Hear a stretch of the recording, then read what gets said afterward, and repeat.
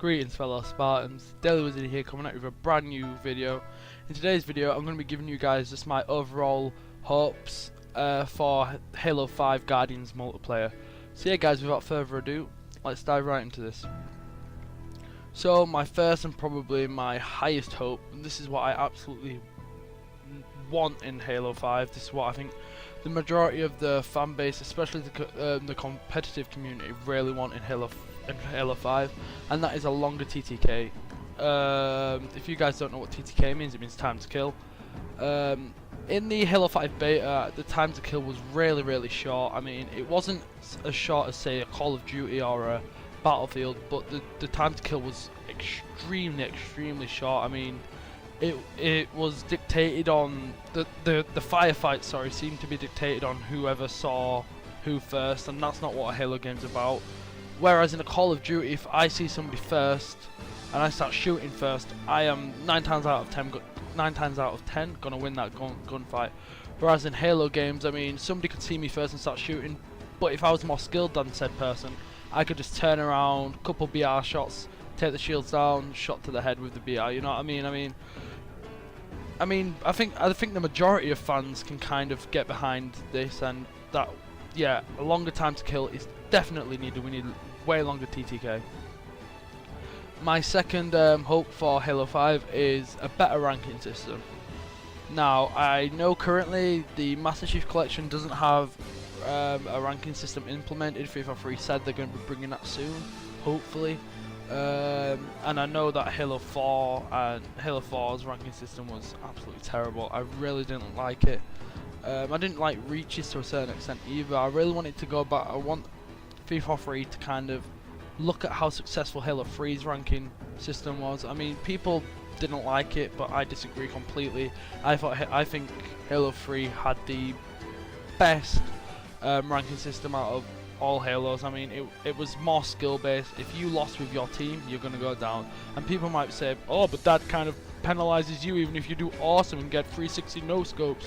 Yeah, but this is what Halo's always been about. Halo's been this competitive arena shooter where you have to climb the ladder. There are multiple playlists in Halo 3 where you don't get penalized for losing. Look at social BTB. We've got all these different game modes where you can play to your enjoyment and not have to worry about wins. But when it comes to the competitive side, a better ranking system is absolutely essential.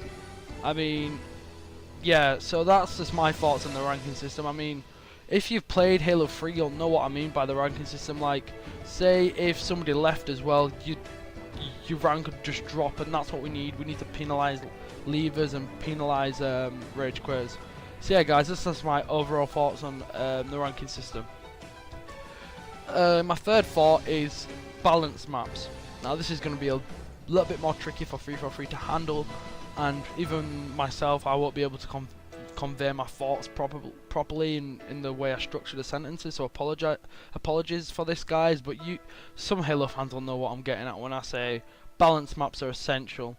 I mean, you need maps where the power weapons and power-ups are placed at strategical points within the map. Look at Midship, for example. Midship is a fan favorite map, and that map is so well designed. I mean, I think 343 Industries had some decent maps in Halo 4. I'm not going to bash any of the maps in Halo 4. Some are really good, some are pretty terrible, to be honest. And I'm not trying to dick ride on Bungie here, but Bungie did make absolutely phenomenal maps in their run with Halo. They made some absolutely memorable maps, some absolutely awesome balanced maps. So I think 343 just need to get on the map grind, get some really awesome map balance going on. My fourth hope for multiplayer is really selfish, and it's something that I've always wanted and has been expanded on in other Halos, but I think Halo 4's kind of was a bit meh, is more customization for our Spartans. I mean, just look at Halo Reach, for example. Halo Reach had awesome customization. You could get badass chest plates, badass shoulder plates, badass fucking kneecaps if you wanted to, man. You know what I mean? You could have badass helmets. I mean, I really want this to be expanded on further in Halo 5. I want to kit out my Spartan however the hell I like. I want to give him a badass helmet. I want to give him a badass shoulder plate. And I think that even though Halo 4s did have it, I think maybe it was the art direction they went on, so that's a really personal view of mine, so apologies on that. But I don't think it worked well. I mean, the art style for the Spartans looked really shitty, to be honest. They look like nano suits from Crisis 2, and I do know for a fact that Halo 5 will be following this same art direction, but I hope to God that the armor customization is following Reach's kind of structure a little bit more. Another feature that I'd love to see in multiplayer is power-ups. I'm pretty sure somebody told me that a developer at 343 recently said that power-ups will be in the main game, so I'm over the moon about this.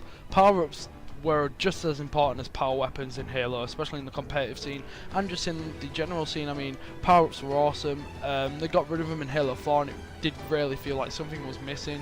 They had them in every single Halo game but Halo 4. I do not know why 343 decided to make this development change in the game. It just seemed a bit unnecessary and a bit redundant, because power-ups did add a whole new layer of strategy in matches. So yeah, guys, I've just heard now that power-ups are going to be in the game, so I am really looking forward to power-ups being in the base.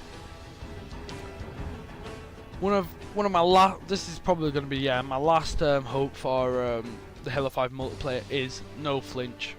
So when you get shot in the beta, well, when you used to get shot in the beta, shall I say, since the beta is now off, but when you got shot, I mean, your reticle would go flying everywhere and it would be impossible for you to trade with people properly. It made Halo more of a shoot on sight kind of game.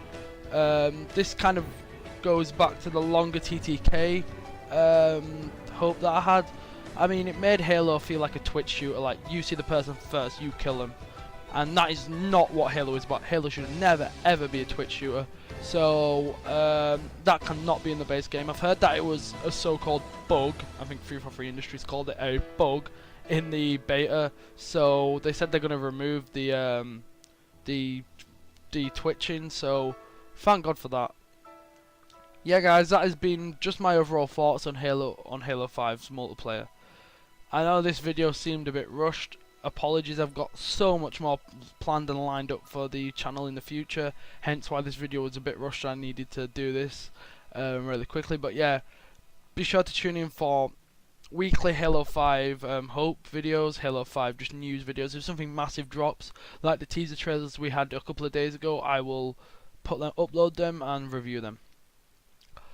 And Fallout fans, fear not, this channel will always remain to be a Fallout hub. So yeah, guys, this is just a kind of a side project, and Halo is a massive passion of mine. I've bought every single Halo except Halo CEA and the Master Chief Collection, so I have almost every single Halo.